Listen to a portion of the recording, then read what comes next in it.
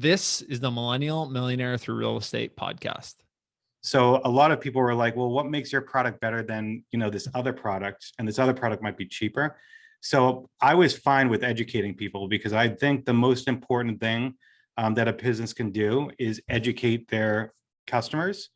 You're listening to the Millennial Millionaire Through Real Estate podcast, where we discuss tangible tips, tricks, and best practices for becoming financially free. The show is designed for people who want to either start real estate investing or for those who want to scale their real estate business. What's up, guys? This is Jonathan Farber, host of the Millennial Millionaire Through Real Estate podcast. This show is all about achieving financial freedom as fast as possible so you can do whatever makes you happy in life. For me, that vehicle was real estate, and it's how I achieved financial freedom at 27. If you want to know how I got started, my journey is presented in a YouTube video posted in the show notes, and I post daily in our private Facebook group about my favorite topics and day-to-day strategies. I appreciate you guys being here, and let's get started. Oh, by the way, reach out if you ever need help. I try to keep my calendar open to talk to anyone that needs it or has any quick questions. See you guys. Talk to you later. What's going on, guys? Today we have an awesome episode with Justin Silverio. Justin is a second-time podcast guest. I don't even remember when the first one was. It had to be at least a year ago when he was about to go on a cross-country road trip with his family for like 6 months. But anyway, that's part of his story because he's built a business that can run without him. And we talk about that a lot on the show. Justin is from Boston originally, still lives there, runs a very successful business that helps wholesalers and flippers and real estate investors in general market to their end buyers and to find off-market leads. So it's called open letter marketing. And what it does is basically help people make campaigns to find off-market properties through direct mail, calling, texting, emailing. There's also a CRM with it. But he started first as a real estate investor, actually to understand the needs of real estate investing and also understand the needs of real estate investors to have a tool that they could use and manage their business with every day.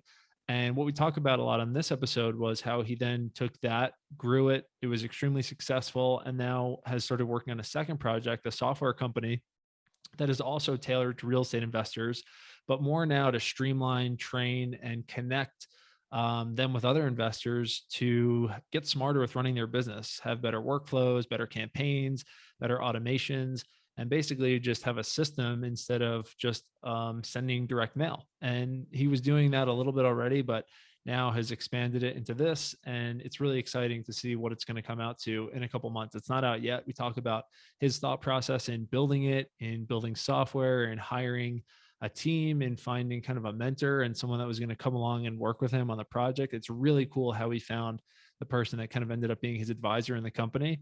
And just that is part of the main learning of the episode today, but it was really cool. But the main learning that I took from the show was hiring the right people is everything. And the difference between those that are successful and not in business. If you hire the right team, they can take you to a level that you would never be able to do yourself. I used to think of that expression. Hopefully I don't butcher it. If you want to go fast, go alone. If you want to go far, go with others. And I used to think that meant that you had to partner with people. But what that expression can also mean is you're hiring people that can help with things that you're not good at. So he's not a developer. He hired developers. He's not so focused on, let's say, marketing. He hired marketers. And he also found someone that could be like a paid consultant or advisor to his new company and also make tons of connections for that company. So it's amazing to hear his trajectory and what he wishes he would have done earlier in his career regarding hiring the right people. The tactical tip for today is we're talking about marketing strategies a lot on this show, but the tactical tip is this: picking a marketing strategy and just committing to it for 90 days starting today. I know that doesn't sound as fun as watching more podcasts or YouTube videos, but just drill in. Even if you pause this episode and just go pick a marketing strategy right now, you pull a list from open source or I'm drawing a blank on it, but we'll post it where you guys can pull a list from, or from Envelo, what Justin uses. Pull a list and start marketing to that list one way for the next 90 days. If it's calling, great. Texting, great. Direct mail, awesome. Whatever it is, just double down on it and only do that for the next 90 days. And I guarantee if you stay consistent, you will find a lead. And if you find a lead or multiple leads, there's a good chance you'll find a deal. So that's today's tactical or tangible tip. And without any further ado, let's get into an awesome episode with Justin Silverio. All right, Justin, what's going on, man? Welcome back to the podcast. How are you? I'm doing great, man. Thanks so much for having me back on. I appreciate it. You got it, dude. Well, we were talking about this before, that this may be one of the last type of shows like this for a while. And I was thinking back to, I can't, we'll post it in the show notes of the first episode, but had to be over a year ago, man, because you were about to go on basically a cross country trip. It was still like the deep throes of COVID. Who knows where we're at with it again now? It's so crazy. But this is your second time on, man. But yeah, I feel like you've done so much even since we last spoke. So I definitely want to get to that. But for those that didn't hear the first episode, or may have seen your name but not sure exactly what you do, you mind just giving a quick blurb, kind of update or catch up on maybe where things have been, or what it was our last conversation was more focused on, and then we'll catch up on new stuff. Yeah, that sounds good. So just to give some background on who I am, I'm up in the Boston area, so I'm on the East Coast. I've been in real estate since 2011, doing a lot of wholesales, rehabs, new construction, condo conversions in the city of Boston. So dabbled in just about a little bit of everything. In 2016, I started a marketing company called Open Letter Marketing because I saw there was a huge void in the market for really good direct mail. And that's essentially how I was picking up all my deals and doing it much better than my competition. So I wanted to offer the market with something completely different and really good strategy behind direct mail marketing. So Open Letter Marketing started in 2016. It's grown considerably over the last, 5 years or so. We just got on Inc. 5,000 lists this year, which was super cool. That's awesome. So that was really nice. And over the last 2 years or so, I've really been working on a new business, a software platform. And that's really because I saw there was a huge void in the market again for investors to really understand how to market and run their sales pipeline properly. And I wanted to create a really good flow and platform to help people do that. And embed best practices, lots of education, and really make it intuitive so it's nice and easy to move across your sales platform. That's awesome. I didn't even know you were doing that, but yeah, I feel like what you've done, and I remember this from like the first part of the conversation, was kind of just look for gaps in where other people aren't really focusing, or if they are, it's just like clunky or like a bad system, and like, kind of just go into that. So maybe, can you just talk about like the progression of that, of how you got into like open letter marketing first, but then, how you started thinking about transitioning into the next business and starting that? Yeah, sure. So again, for me, it's like just looking at a need in an industry. And because I was in real estate and investing for a long time, I just happened to pick up direct mail because I was working full time for about 5 years while investing. So I didn't have much time to do marketing. So I needed to automate things. And then when I looked out and saw what other vendors there were and what type of marketing that they provided, everybody offered the same thing. Like the yellow letter was like the biggest thing. And there was nothing outside of the box to really increase response rate or do something different than your competition. So I said, you know what, I'm going to take this in-house. And my wife and I like started creating, our own letters, and we were sending them out, and we tried different strategies. We tried different envelope types, messaging, to really figure out how to, create a great strategy for direct mail. So once we started to do that, I tested what I was doing against yellow letters to see how much more effective mine was, if it was at all. And what I found through that test was that I was 26.7% more effective. I got more response rates over yellow letters. So I was like, well, that's pretty cool. And at the time, I blogged for about my first 5 years, just on all my deals that I was doing, how I was finding them, the numbers, videos, all that stuff. And I started to mention that I was doing a lot of direct mail, and people were asking like what my strategy was and how I was doing it. So I was sharing a lot of that stuff. And people said, well, can you do this for us? Because like, we don't have time to like create all this. So I started thinking about it. And that was at the time that I was actually going to leave my day job. And I said, you know what? I think I naturally always have to have two things going at once. I can never just focus on like do one thing, which is good and bad. But then when I left my day job, like a week later, I launched Open Letter Marketing. And really we're focused on helping other investors create marketing, and we're not just order takers. We want them to understand the strategy behind it. So a lot of people were like, well, what makes your product better than, this other product? And this other product might be cheaper. So I was fine with educating people, because I think the most important thing that a business can do is educate their customers. So I love the education piece of it, and I was comfortable with doing that through open letter marketing, which it may have created a little bit, longer time to build the business up. But once we started to get a lot of people coming back and a lot of word of mouth, the company started to grow. And I did the same thing with a new software company called Envello. Again, we talked to thousands of investors, and I see so many people spending hundreds, tens of thousands, even hundreds of thousands of dollars on a monthly basis for marketing. And when you really drill down into understanding their methodology or strategy behind their marketing, there wasn't much sophistication behind it. A lot of them would send the same exact product or marketing to every one of their prospects.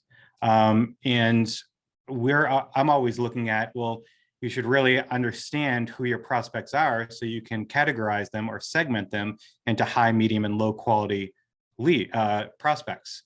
So you can still keep the same marketing budget, but now your allocation of your budget is going to now shift more towards your higher quality, so that your ROI can theoretically increase if you're focused more on your higher quality prospects.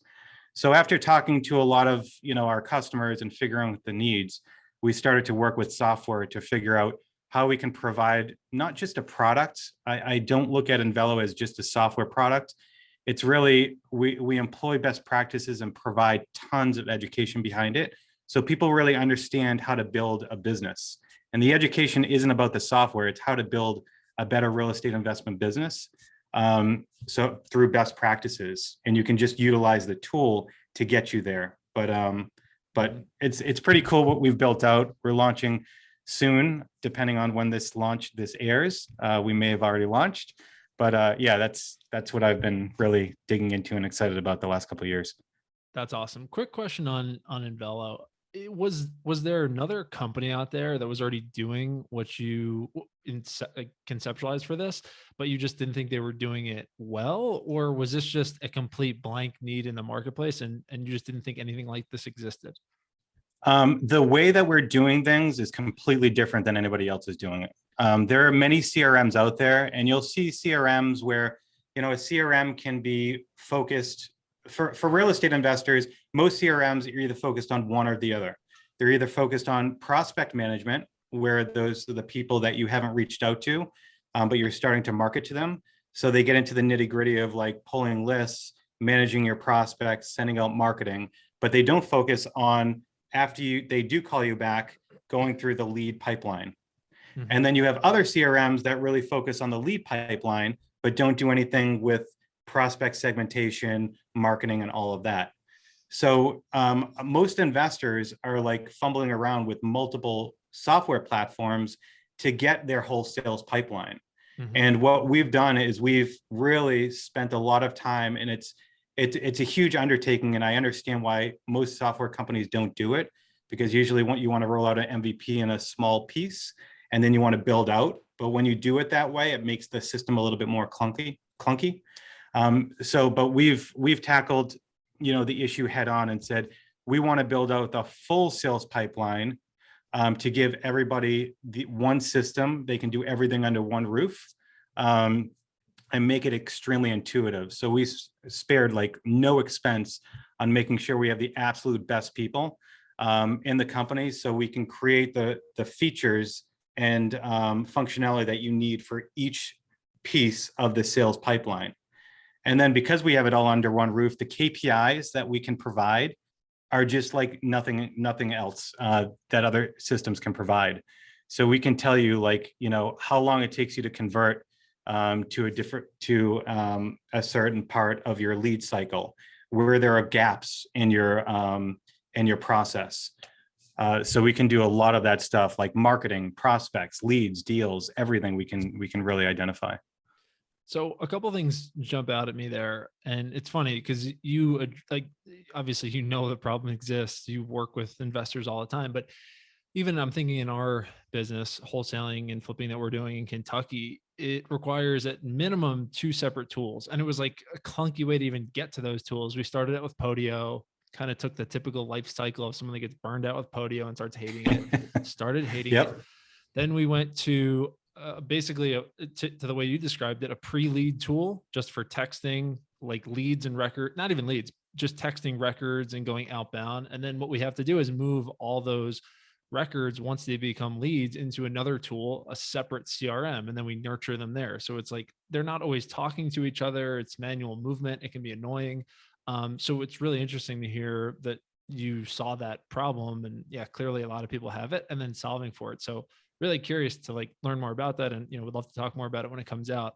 And then the other thing that was really interesting to me that I struggled with when I was starting, and we have a lot of probably beginner wholesalers listening to the show still, or beginner flippers. And what I would find a lot of times is you'd buy a tool, and without education, the tool is useless. It's like a car is useless if you don't know how to drive a car, So like by packaging in education, it's like customer enablement, it's customer support, but basically ensuring that they can make money, they can keep using the tool. What does that look like in the business? Because a lot of wholesalers, like, typically, or people that sell tech, or software, they'll have that as like separate training courses that people can buy, or masterminds. I don't know if it doesn't sound like you're doing it that way. It sounds like it's more kind of like part of your like inclusive of the tool, but can you just talk about how that looks? And, again, if someone's considering it right now, they're considering a tool, but they're also looking for maybe education because they don't want to just buy a tool blindly and not know how to use it. Right. Yeah. And I understand that. Like a lot of people will get on a platform, and whether it's intuitive or not, they don't really understand how to use it, or maybe they don't realize how they need to use it in their business. So we put a huge focus on user onboarding. So we made sure like that we hired a specialist to make sure that it's understandable how people get into the platform, and like what are the steps that are necessary to get somebody successful on the platform, and really like let's get it down to under 10 steps. And how do we provide the guidance to get people through that like happy path? So that's like step one of how to get people successful on this. Is we've really outlined, once somebody goes on, we have prompts, we show you what you need to do first. We have different indicators, if we feel like you need to add more lists into the platform to get to your target enough high quality prospects. Like we show you that. So we're building in these best practices because a lot of people don't know what they don't know. So we want to show them like, here's how to prospect. And if they don't understand how to do that, we show them how to do that in the system. So that's one piece. But then the other two pieces are the education. So we have 2 different types of education. We have Envelo training, which myself and a number of other investors, we put together 5+ hours of like exactly how to go and become a real estate investor. So we talk about everything. And if anybody knows me, like I don't like to sugarcoat things. I don't like to put fluff in there. So I want the content to be executable. So when somebody sees or listens to these different courses, I want them to be like, I know exactly what I need to do and how to implement it. If I'm not doing that, and if they can't figure that out, so after I create these scripts, I'm asking other people in my office that might not know investing, 100%, to say, does this make sense to you? So I'm trying to test it to make sure that everybody can understand. But anyways, those 5 hours, they go through like how to pick your farm area, which list to pull, how to do segmentation, how to market, how to talk to sellers, how to negotiate, how to do deal analysis, everything. So they really have a good understanding. And then the second piece of education is we're bringing other industry professionals in, and they're creating master classes. And what those master classes are is a minimum of a 1-hour course, but we break it up into smaller pieces. And they're talking about a very specific focused topic to really get into depth on that. And it could be mindset. It could be talking about deal analysis. We have people talking about like cash flow, how to make sure that you have proper cash flow, because that's a big thing. Like you talk to a lot of investors, and even the successful ones, in a particular month, they could be like, dude, I have no money. Like I ran out of money. It's all in my deals. But managing cash flow is like a critical aspect to making sure that you can, properly fund new deals, your marketing, all that stuff. So we're doing full gamut, like tax accounting. Like we're trying to cover a lot of the different pieces that, again, are focused on helping people create a really strong business. And then we're just kind of including in like how you can utilize Envelo to run your business this way. So we're focused on training for real estate investors, but then feeding in how the software can help you out with that. Yeah, that just sounds really cool. I mean, again, it's covering a lot of those needs that people struggle with, or that they use a tool for a week and then they say it doesn't work, but they didn't really use it. They didn't really work it, or just didn't understand like how it can apply to their business. So that's really cool. I'm sure this is in there, but just because we're on a podcast and just because, not everyone is going to go there, I got to ask this question. You talk to so many beginner investors, or so many investors in general that come on and start using your platforms. I would love if we could do maybe like a mock scenario of, let's say I'm a brand new wholesaler, and like I had a gun to my head and I had to make money in my first year of wholesaling. Like what if you were coaching me and I was brand new and I had, let's say 6 months to 12 months to make money in wholesaling, like what could be some of the steps, or what would you recommend if you were coaching me to kind of get onboarded of like the nuts and bolts, and like, how can we get to revenue? How much money do you have? That's a great question. Okay. We'll go like middle ground. We'll say like I got $7 grand. $7 grand. Okay. $7 grand, 6 months. Yeah. Okay, cool. So the first thing is you got to figure out what market you want to be in. Right. So the big thing there is when I look at markets, I want to make sure that we're not in highly competitive areas, but not right now with this market, it's hard to do that. So I always try to look at like fringe markets where, a lot of investors will be focused on a certain area, but as you start to go out into maybe the not so great areas, I don't want to be in the terrible areas, but I want to be in like the fringe because your competition is going to be a little bit less. So your opportunity to get deals will increase over the really competitive areas. So I'd first look at a fringe area, and then I would start figuring out, okay, I'd start to pull lists, right? So I'd start to identify the different lists that I have to pull. And I mean, I can talk about each area in depth a long time, but I'll just kind of highlight over the lists. The lists I pull, like your general lists, that you can pull through ListSource or with Envelo.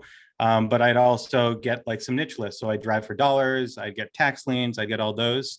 And then I'd probably mix it up with either cold calling and some marketing as well, like direct mail.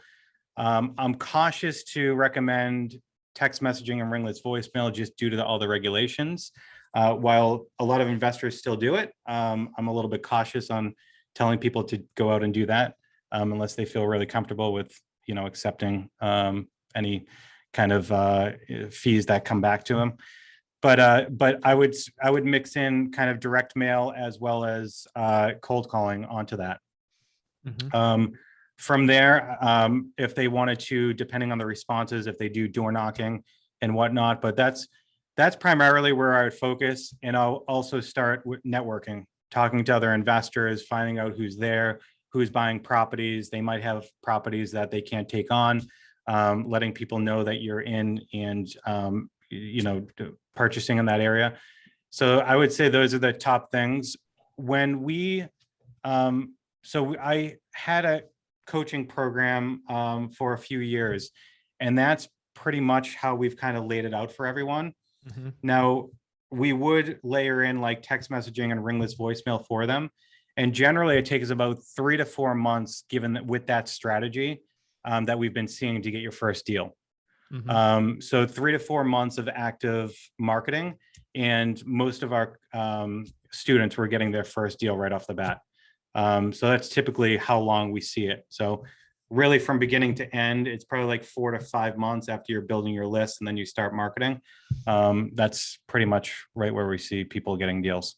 Gotcha. That was going to be my next question, just timeline. Mhm. Because I think we're all impatient to some degree, but I think like patience and impatience to me, it just comes down to expectations, so I can be as patient as I, need to be if I have some ballpark of the idea. But I think a lot of people, it's good and bad. It's unfortunate though, in some cases where, people, they see something on TikTok or Instagram or just, Yeah. Someone teaching a course, and they think they can, with a high likelihood, get their first wholesale deal in like a month. And, then I think that just leads to much higher chances of quitting. But 3 to 4 months, again, you have more experience with this than me, but that's about how long it took us to get our first deal. Mhm. And then from there, we had momentum. But, I think we would have probably been more burned out and like prone to quitting if we thought it was going to take a month and it took 3 or 4, Yes. because it's just like, we're not getting anywhere. But it takes time. You have to nurture leads. You have to tinker and talk to people and learn things. Yeah, and that's probably one of the biggest things that makes newbie investors like quit, is because of they're not managing their expectations. So as part of the courses, we really focus on mindset and to provide that expectation. And that's primarily why, like, a lot of this software that we've created is for beginner investors, but it's really targeted for people that have done a few deals and are looking to scale their business. So we specifically targeted with our plans, like to have a free plan. So we have a free plan to get onto the platform. And we did that because I want people to be able to use the program, but I want them to get into the education. I want them to learn. So they have access to the training that we have, so they can figure out, all right, does this make sense for me? If it is, great. And they can move on with Envelo or their investment business. Or if they don't think it's for them, then they don't have to move forward with it. But the biggest thing for us is to get them in so they can go through the training and make sure that their expectations are in line and that it all makes sense for their lifestyle and what they want to do. Cool. All right. So switching gears here a little bit, I have a couple, I would say, selfish questions, but they'll help some people too. But it's more now like shifting to the business side. We've gotten more questions too about this. I think as people have kind of like grown with some of the stuff that we've done, and even like people, not to knock bigger pockets, but maybe like they've outgrown the learning of how to buy a house and how to flip a house. Like, it's just a series of steps. But I feel like the business side of it is a lot less discussed. Things like hiring employees and operations and compensating employees and, like managing cash flow, to your point. So when you think about, like taking on a new project, like I'm just curious for the software business, what was your mindset of, okay, who do we need to build this? Are we going to build it in-house? Are we going to outsource it? How do we go about budgeting for something like this? Is it your money that you're using? Are you raising money? I know this is like 12 questions in one, but just, kind of a mind dump here, but just kind of your thought process at the beginning, because it's a big undertaking and you've been able to execute it. Right. The first question that I ask myself is, do I have the time to focus on this while I'm running open letter marketing?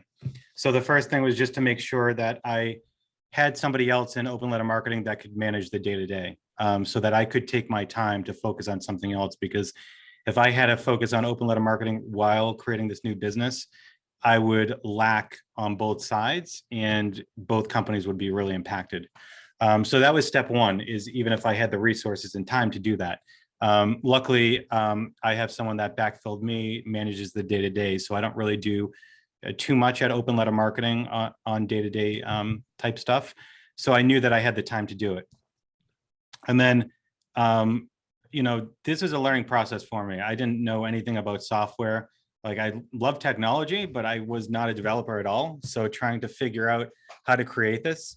We started out with an MVP platform. So I went out and looked for consultants to help me build this. So for those I who outsourced. don't know, can you just say what an MVP is? Yeah, minimum viable product. So it's really like, a watered down version of the software that you actually want to build, to test it in the market to see if it, people are receptive to it. And if they aren't, then you might have to shift gears or do something different. But if it is, then you know you have a good product, and then you can work on kind of your complete product that you want to push out to the market. So we went through the MVP, and I outsourced to a company offshore, and we worked with them for about, I think, 8 months before it actually went live. It went live. I got really good traction. We got a ton of feedback. And then at that point in time, I realized that I wanted to go much bigger than I originally intended. And I didn't really, and so at this point, Open Letter was funding Envelo. So I knew I wanted to go much bigger, and I knew if I went much bigger, I needed to work with really good people to make sure that the platform works amazingly well and is extremely intuitive. So I didn't really know where the budget, I kind of guessed at where the budget would be. We're well over that budget. But it was really, talking to people, asking who they knew. I actually used this website called clarity.fm. And I love the website because I found my product manager there. And for those that don't know, clarity.fm is where you can hire people by the minute. I've used this. What's that? I thought that's what this was. I have used this. Oh, okay. Really? Have you? Yeah. I mean, it was great. Like I was trying to figure out like who I could, for me, where I am, like luckily with the success of Open Letter marketing, I had more money to work with. So I could work with really experienced people. So I was trying to just find these people because I had no idea where to go. And then one of my friends told me about clarity.fm. So I found this guy that started like 5 SaaS companies and sold one of them for like 150 million. And I was like, all right, I want to talk to this guy. So we started chatting, and he's like, this project sounds like really cool. And he's like, and I'm just kind of figuring out what I want to do next and what project I want to get involved in. He's like, would you have an interest in me like coming on? And I was like, absolutely. So once he came on, he really helped to, solidify a lot of the questions that I had and find the right team members that we needed, like between developers and, customer success people. So he really helped to formalize everything and just take the, the approach of just me asking him questions. He was like my, he was managing all those aspects. So between the both of us working on this, we found absolutely amazing people. And right now with hiring, it's very difficult to hire. The job market is challenging to find extremely good people. So it was taking a little bit longer, but we found such an amazing team that we have right now. And and that's kind of how it got built out. Open Letter marketing is still funding the project. Mm-hmm. So we're lucky on that side that we didn't need to take on any external funding on it. But yeah, we've built it to this part, and we're launching beta in a couple of weeks, which is really exciting. Dude, that story is just awesome. Like the fact that I imagine the trajectory completely changed when you got this guy involved. Oh, tremendously. It's absolutely amazing. And it's funny because, I'm paying him like a salary, right? But I told him, I was like, I want to give you equity. Like, I need to give you equity. You have done so much for this business, even if it hasn't launched yet. The amount of like traction and interest that we have from, people that we've talked to is just absolutely amazing.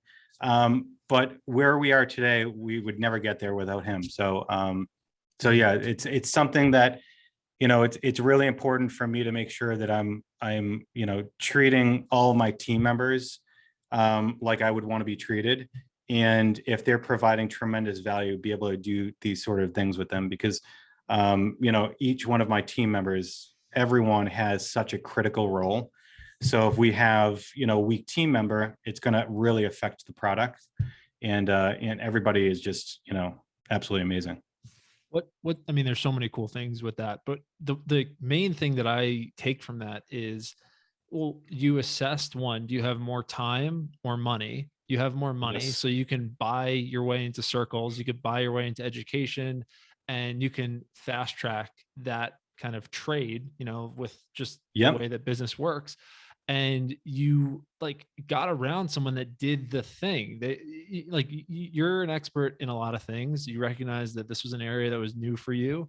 Like we can't be experts in everything, but by teaming up with someone like that, it like just hearing it fast tracked the process. And now he's got relationships, he's done this Mhm. before. And that just sounds so exciting to have someone like that in Yeah. your corner, and like, what the project can then turn into. One question I had just before that, and then definitely more after you mentioned that, is like the concept of like teams. It sounds like you hired a team to build this, and you have Mhm. teams. I know with open letter marketing, I've talked to some of them also, but how do you debate or like consider hiring freelancers versus someone that you're just going to hire full time? A lot of people in our community, they come from the world of virtual assistants, Yeah. which is a big step for them. But then even beyond that, they're really not sure if they're going to have enough work for a full-time employee, and then that's an expense, and they're just not sure how to handle that. So any thought process that you kind of go through with that, or how you thought about like bringing on a full team, and how you're going to go full-time over part-time? Yeah. So there's a lot of, in that question, but for me, most everyone at Open Letter Marketing is an employee. When I started with the software company, I was hiring, consultants, and we still do have a number of consultants that we work with. But I learned very quickly that hiring people and having employees, especially on the development side, the product that you get from in-house people is astronomically better. Like they think through the product, they come up with new ideas. A lot of the times when you're hiring like offshore people, what I found is like they'll get to the end product, but they won't think through a lot of things. So you'll give them a task and they'll just go to code it. They won't think about, oh, what about these different use cases? How can we make this a little bit more intuitive? And that's challenging. So when you get into the product and you try to change things around, it becomes more challenging that way. And once we started to shift over to have in-house developers and employees, the product, came around so much more. And, new things that I didn't even think about that our developers like, hey, how would this work? And I was like, dude, that one feature right there is like a showstopper that I didn't even think about, but that's absolutely amazing. So you have these conversations that are like so exciting. And it's funny, like every day, I was just telling my wife last night, I was like, I'm excited to come to work. Like every morning, I'm like, I can't wait to get in because there's always new stuff that's happening. I love the team that we're working with. So for me, I always hire in-house. I don't really hire many virtual assistants anymore. To your point about when people are starting out, one of the biggest things that I said that I always learned from was I didn't hire fast enough. Because when I remember when I started, especially in real estate and starting open letter marketing, I was doing everything and I was concerned that one, now I have to give some profit to somebody else. And that was scary to me. Two, are they really gonna do the job better than I did? And then three, like I have to trust that they're going to do what they say that they're going to do. So those three things held me back, and I'm sure hold a lot of people back on making that first hire. But once I got around and pushed that out of my mind and hired that first person, I look back after 6 months and I was like, how did I do this by myself? It's crazy. So I always remember that when I'm thinking about hiring, but I'm a little bit nervous, and I just hire somebody. I just get past the fear and I say, if I'm thinking about that, I need to hire somebody, just hire them before you get scared. And every single time I've done that, it's always worked out extremely well and helped the company grow dramatically. So our growth is directly related to the people that we have here, and the ability to make sure that we're hiring and staffing properly. Totally. So yeah. And something that we've found in hiring people is they find actually kind of like the developer thing. They find issues that we would never have found because they're coming in with almost like a fresh perspective. They don't see the same thing that you've been looking at every day, and they'll ask questions that haven't been asked before. Even if they stay or don't stay, a lot of times they can push projects forward. What we found just by asking those type of questions and putting fresh eyes on something, hopefully then they can drive it forward if they're good at it. Yeah. But yeah, to that point, that's, it's like it's like that, like loop of like, entrepreneurs and like people that start stuff. One just very specific question, again, like I'm thinking through some of the questions that I've had, and I've seen people post in like some of our groups of like hiring, and like getting over like each level of hurdle. And you mentioned it before of like you didn't want to give away profits, or in some cases people, they're hiring salespeople and they're trying to figure out how to pay them, or they're not sure if they should do a profit share, give away equity. And again, a lot of this stuff is not taught. It's all kind of like new stuff. Do you have any thoughts about, how to comp people, how to incent people, but also, do it in a way that you don't end up resenting yourself or giving away too much of something? Yeah. Yeah. It all depends on the role, right? If it's sales versus admin versus developer or whatnot. I always like salary other than sales. So salespeople, definitely commission structure is going to be much more appealing for them. But for everyone else, I always try to do salary. I never come out right away with profit sharing or anything like that.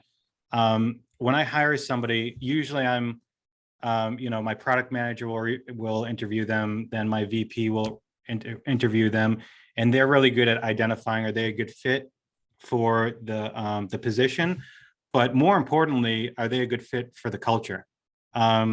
That's the biggest piece of the equation for us, is we assess based on culture. So we want to make sure that they're a very positive person. They look at personal development. They're always developing themselves personally and professionally. Like those are all big things for us. So we always look for that first, but I try to always go the salary route. And for me, when somebody comes in here and I make sure that I don't always look for like a budget person anymore, because, I tried that for a while. I try to like, I can only afford this, so let's put it out there. And you realize that you're going to get somebody that, may not think as much as you want them to. And I always want to look at people and be like, I want you to ask questions. I want you to come up with ideas. I want you to, like, everyone should be their own CEO of their position. That's how I look at everyone. There's no hierarchy in the company, meaning everyone is just as important as anyone else. I have a job and responsibility just like you do. If somebody in marketing, I need to figure out something in marketing, I go to my marketing person and ask them about something. So I make sure that I don't try to cut the budget and reduce the quality of the candidate. I always want to make sure I really pay well. And people are going to be like, well, man, that's another $15,000 a year. Yeah, it's another $15,000 a year on top of like maybe a budget, but the quality of work that you're going to get from them, like that's going to boost you so much more than that. The ROI on that $15,000 is absolutely amazing. So we've been very much focused on that piece, is don't try to cut ourselves down, pay, a little bit more, so we get really quality people and people that are passionate about what they do. Because the value that you get from those people that are excited about what they're doing, man, the deliverables and what they come up with is absolutely amazing. So we've been very focused on only hiring those people that meet that criteria. That's really cool. Yeah, I love how you break it down for each. And yeah, just understanding that, or talking about how it's not an expense, it's an investment. And in theory, it should, have a yield on the cost. It's not, a sunk cost that, it's not like a car or like a computer, whatever, you know what I mean? But like, if you're using them effectively, they're going to make a return for you. So that's really cool. I have one last question before we go to like social media and talk about how people can get in touch with you. I think I know the answer a little bit from what you said before, but at this point, I'm curious, what drives you? It seems like financially you're doing great. The business is running, but you're starting a new company, you're starting a new project, you're jumping into stuff, you're coming on a podcast like this. What's like giving you a drive at this point? What gets you excited? I think educating people. I really feel like that's kind of one of the most exciting pieces, is being able take my experiences and other experiences through like customers and whatnot and share that with people and helping others create better businesses. When I got started, nobody really starts alone. When you build a company, you're always relying on other people through learning and, other people's experience. So that's like the biggest piece for me. I absolutely love doing that. And every single like new business or project that I take on, that's where it's coming from. Like, how can we fill a void in the market to help people get, become more successful? And however success is spelled out for them, that's what I want them to reach. So Envelo has just been like such a passion for me because how much education there is behind it and what a new product this is to the market that I know is going to solve so many problems that people have. The feeling that other people can grow their businesses because of this product is just like so exciting. So that's really what it is for me. That's cool. All right, man. Well, yeah. That's a good reason to do it. What's the best way for people to get in touch, check out the product, check you out on social media, or, reach out? Yeah. So they can feel free to shoot me an email at justin@enveloapp.com. They can check out Envelo at enveloapp.com. And then also openlettermarketing.com for my marketing business. Mm-hmm. But yeah, they can feel free to shoot me an email or check those websites out. You're not going to drop the TikTok? I'm surprised. I have not done anything on TikTok. I'm just fascinated by it, but I have not gotten into social media like I should be. Every day I'm like, I should get into it today, but it kind of gets put on the back burner. Yeah. Could be one of those things that gets hired out and blows up, Yeah. But exactly. Totally. Well, Justin, thank you again for coming on, man. Best of luck with the project. We'll post it along with the episode when it goes live, and always great catching up. Yeah, you too. I appreciate it. Thanks so much, man. All right. See ya. Hey, you millennial millionaire. Are you looking for help getting to the next level in real estate? Are you looking for accountability and strategy to achieve your goals? If so, Jonathan is now taking on one-on-one students and opening a few spots in his private mastermind. It's affordable and welcome to everyone. If you had any questions or think you may need a boost, send Jonathan a message on Facebook or email at jonjfarber@outlook.com.